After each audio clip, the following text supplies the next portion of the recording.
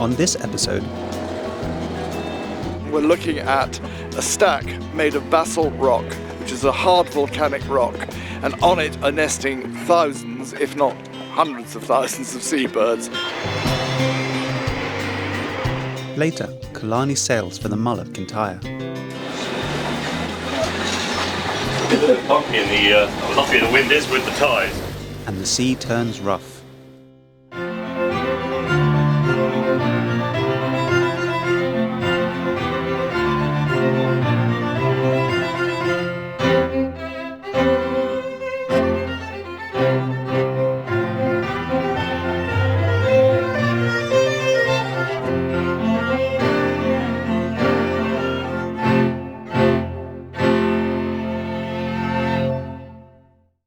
My name is Jeremy Norman. I'm the principal owner of Soho Gyms, and before that I started the world famous Heaven nightclub. I'm Derek Frost, and professionally I used to be an interior designer. I met Derek when he was 25 and I was 29. We've been together ever since. I heard on the radio someone saying that spring travels up through Britain at the pace of a walking man, and I thought that was an intensely romantic notion. Every summer, Derek and Jeremy charter Killarney, an 80-foot, twin-screw diesel motor yacht. Usually, they cruise the Mediterranean. This journey will be different. They'll start at the tip of England, the Isles of Scilly. From there, they'll go up the Bristol Channel to South Wales. And from South Wales, up the coast of Wales, across the Irish Sea to Northern Ireland. Then, up the coast of Northern Ireland, right to the very top, to Rathlin Island, and then across to the Mull of Kintyre in Scotland.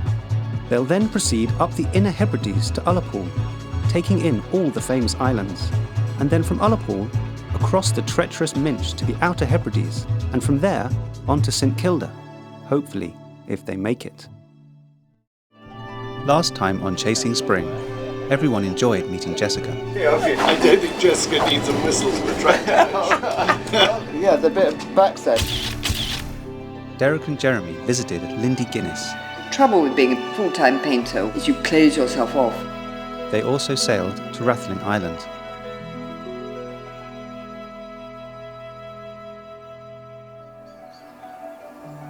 They awake to a beautiful day at Rathlin Island.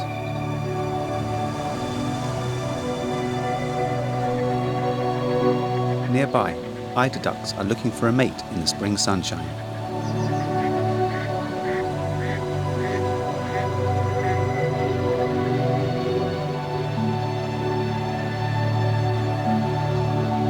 Derek, ever ready with his camera, captures their antics.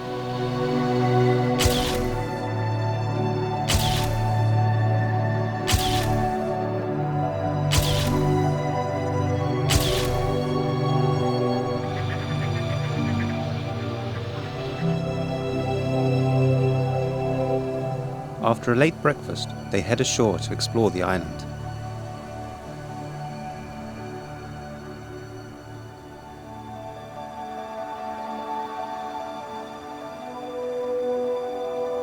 They start in the harbour, where Jeremy chats with a couple of locals who offer dive charters. Rathlin's very good for diving because of its strategic location. It's situated at the entrance really to the Irish Sea, coming in from the Atlantic. So we get very strong currents, and that provides very good nutrients in the water for both marine life in the water and bird life as well above. So the waters are very rich in marine life, and also very rich in a lot of wrecks around the coast because of its location during World War I and World War II. The German U-boats sunk quite a few shipwrecks here. The water is quite clear because, again, the water's very deep around the island, so we don't get the bottom churned up as maybe some other locations in the world would. So we have very reasonably deep, clear waters, and it's good diving. And you were telling me earlier that you did a cliff dive. Yes, this morning's dive was around on the northwest corner of Rathlin, where we've got some of the deepest sea cliffs in probably Western Europe, and in places of water, the depth of water has dropped down to a straight wall to 200 metres. Sports divers, we don't go down that deep, but we go down to maybe 30 metres or 40 metres on that wall, and the walls are just completely covered in sponges and soft coral. The divers can't even see the rock face for the marine life on there. But what's your bottom time at that sort of depth? You can't have more than 15 minutes. Yeah, you're quite close. The sports divers would probably do about 15-20 minutes at that depth, then work up the way slowly. With modern technology and dive computers now, they can increase their dive time, so they can have a dive time of an hour. Our seasons are changing, are coming now, so our water temperature now is about 9 degrees, but very quickly it'll go up to about 14 degrees. So even in the last few days we're noticing more and more fish coming in. So now we'll start to see shoals of fish now. We're seeing Such as what sort of species? pollock, mackerel, even cod. Come and join us for a second and tell us about your experience of the dive this morning.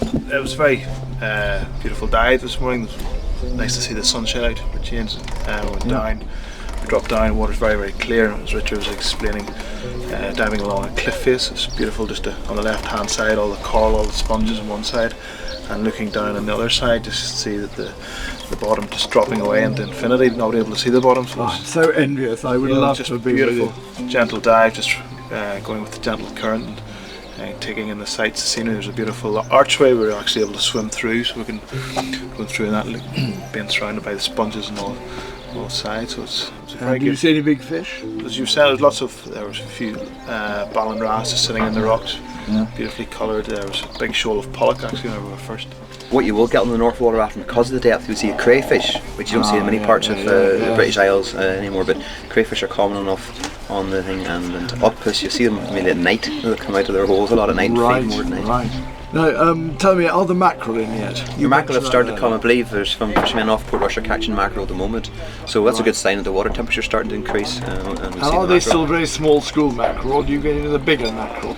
No, we do get the mackerel up to about 12 inches or 10 inches. Last year the mackerel, there was a lot of mackerel about all year, and quite a lot. We talk about winter, September, October and even November, we would see more fish life in these waters than we would in the start of the year because the water's colder. The sea stays warmer longer in the winter, so the warmest time of the year is probably October, and that's when fish life is the best, when people wouldn't think it's going to be the best. Yeah. They consider going for a dive, but the water is freezing and they don't really have time.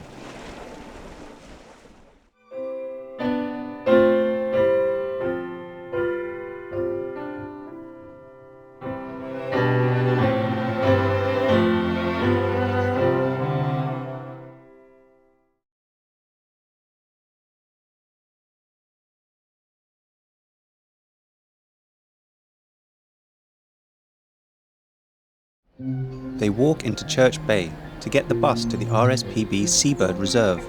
The sleepy little village has probably seen more prosperous times. Small fishing boats lie abandoned and rotting on the shingle beach. The road is narrow and winding. There aren't many vehicles, which is hardly surprising, as the population of the island is only around 100. Yeah, amazing. The short journey takes them past the craggy basalt stacks where the seabirds nest.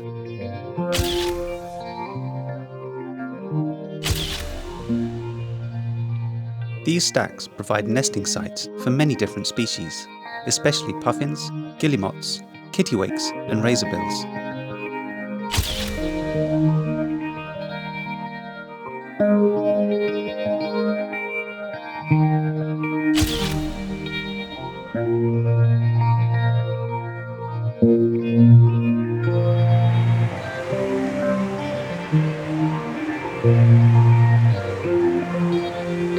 The reserve gives them the chance to see the birds up close.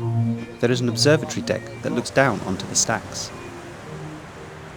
We're on the west tip of Rathlin Island on a beautiful day, and we're looking at a stack made of basalt rock, which is a hard volcanic rock, and on it are nesting thousands, if not hundreds of thousands of seabirds. The place is alive with them, mostly guillemots, but also razorbills, shag, fulmar, kittiwake, and I believe the warden tells us there's a great skua around, which would be wonderful to see. There are also ravens nesting here and a pair of choufs. So let's see what we can see on that fantastic stack. And you can hear the sound of the birds and see the guano covering the rock and making it white.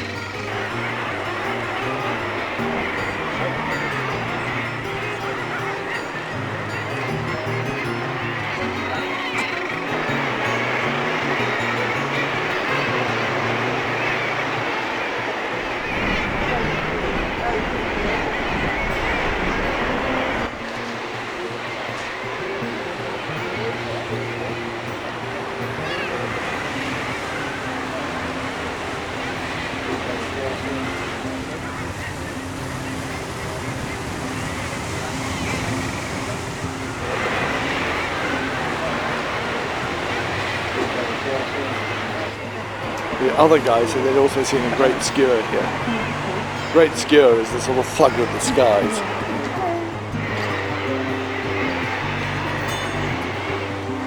But they're quite very unusual to find them this far south.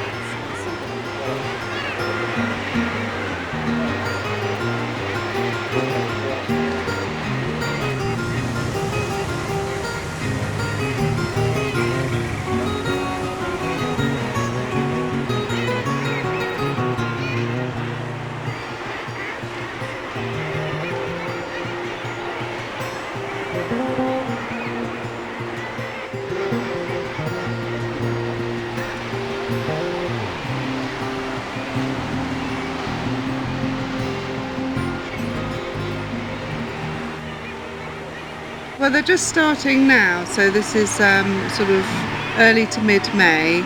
The first of the eggs are being laid now. Right, and that would be the guillemots laying, would it?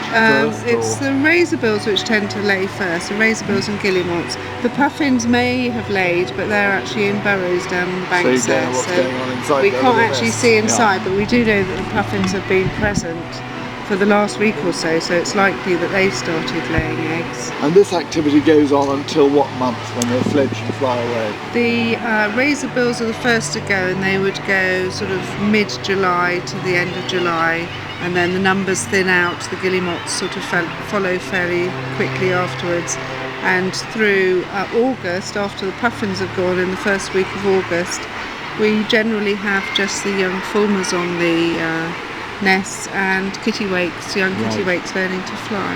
And is it known where the guillemots go when they leave? They tend to just go out to the Atlantic Ocean.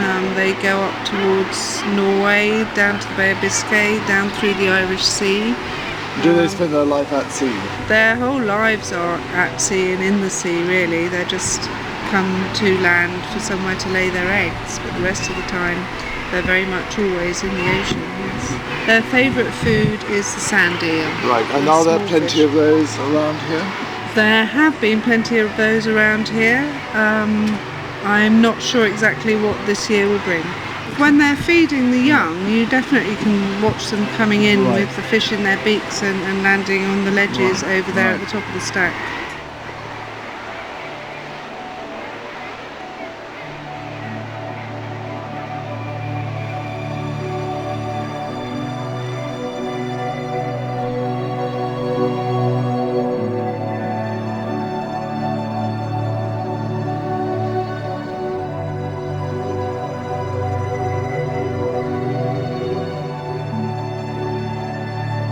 Of course, the guillemot and the razorbill and the puffin indeed are diving birds, are they not? And they dive down to actually swim underwater. Yes, and they catch their live prey.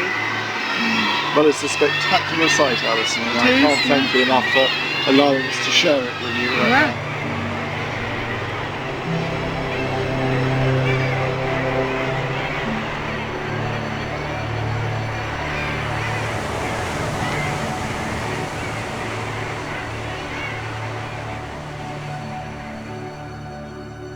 While waiting for the bus back to the bay, they have time to enjoy the abundance of spring flowers.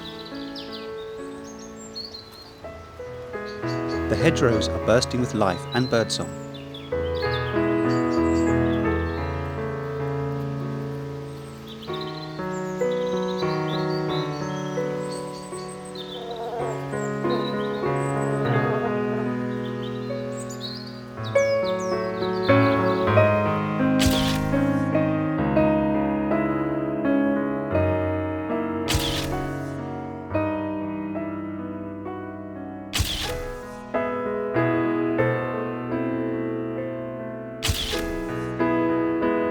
Rathlin Island has provided many delights, but Killarney awaits. It's time to move on.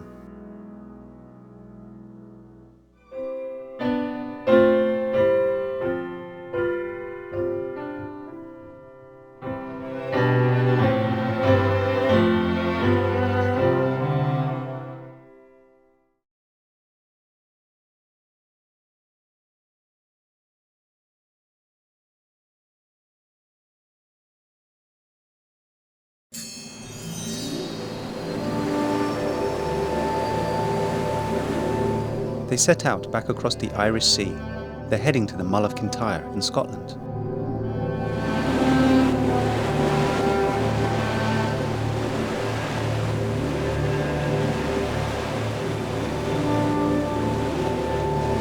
Derek, inspired by a fresh palette of colours, starts a new canvas.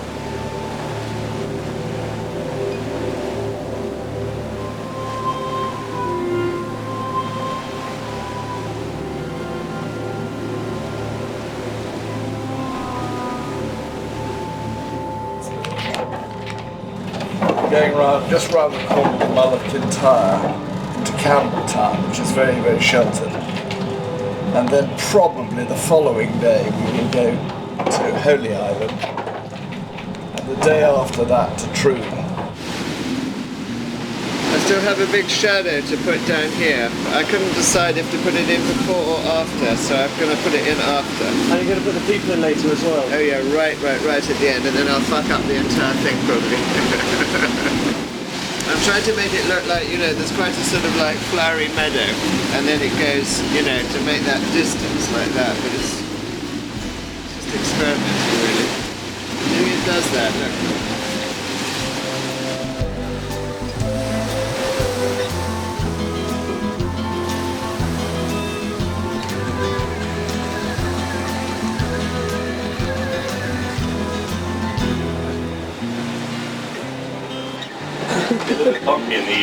Lucky the wind is with the tide, so.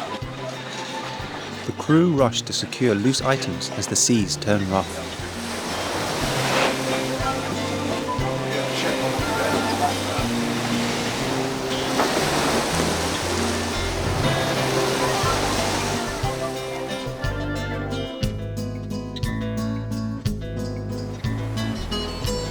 As they round Sander Island, skeins of gannet fly past in formation.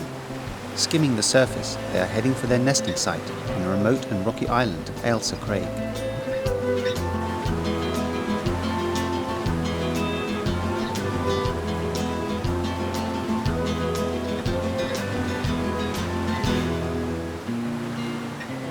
After 3 or 4 hours crossing from Ireland, we finally reached Scotland, and we're just coming into the very sheltered harbour at Campbelltown in the Mull of Kintyre, and we'll spend tonight here and then leave tomorrow for the Isle of Arran. Their arrival in Scotland reminds Jeremy of an old family tale. Father told me that in the 30s, when he was a child, they lived here in Scotland. He was a Scotsman, and they had quite a big estate on which there was salmon in the river and grouse on the moor. And at one time, his the head butler came to his mother and said, "Would you please not feed us salmon and rice? We want proper food like beef and lamb." Yes. Exactly. Time to now. Fed up with salmon, pheasant, and rice. That's amazing. That is. Yeah. Take me some time to get fed up with langostini, though. They are delicious, but try eating them raw. They're delicious raw. If you just take a raw langoustine when they're completely fresh, with a squeeze of lemon juice. Lovely. It's like eating double cream. Try that. It really is like eating double cream. It's the most delicious thing.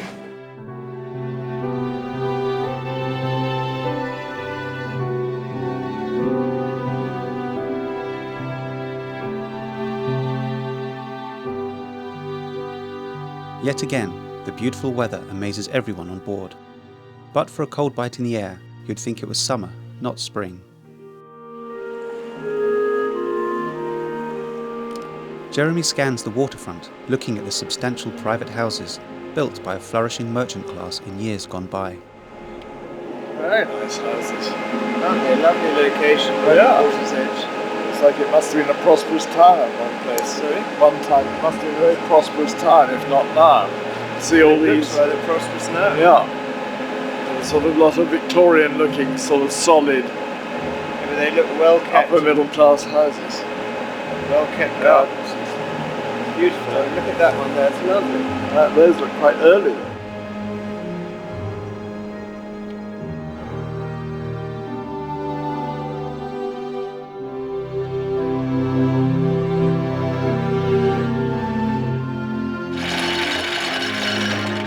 After tending to their duties, the crew take a moment of quiet enjoyment.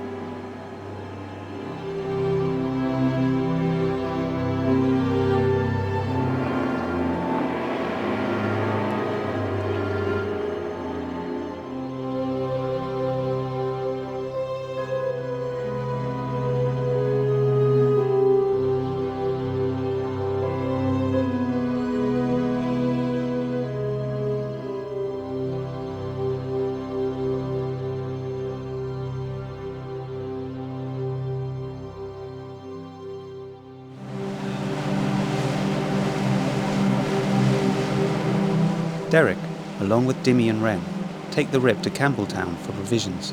With all the shopping, there is only just room for 3 in the tender, so Derek operates the camera.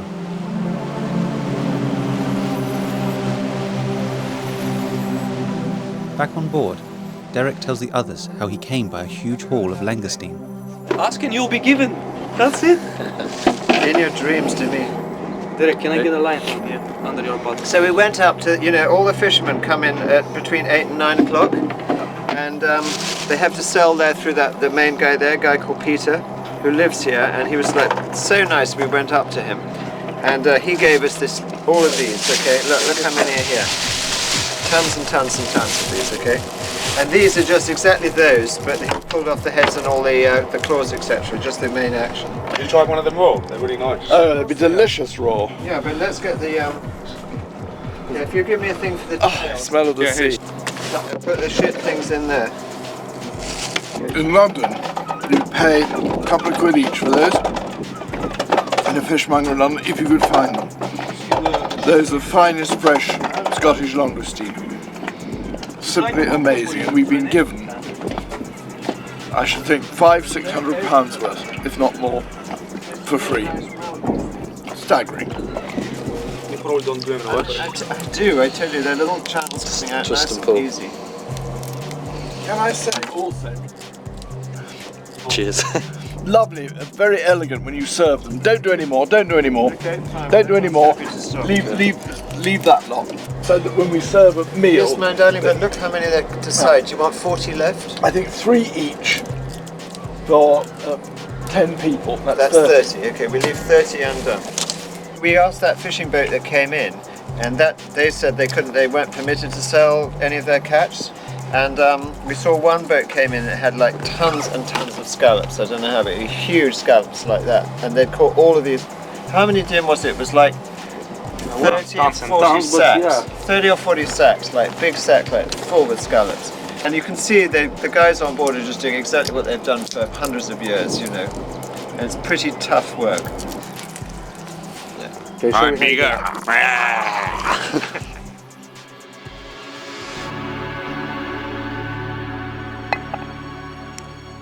Once again, the generosity of those they encounter astounds them.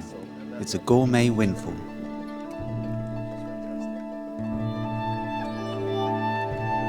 Thanks for helping us out, James. Everyone lends a hand to prep the unexpected bounty. It will provide quite a few meals for all on board.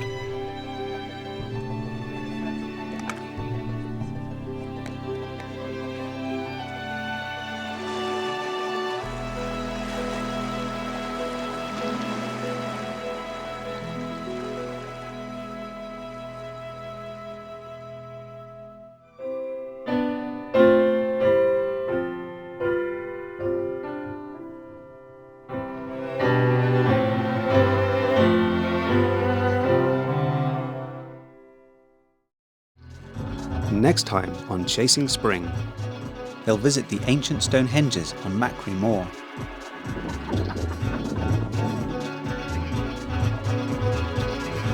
They'll travel to Holy Island to visit a Buddhist temple.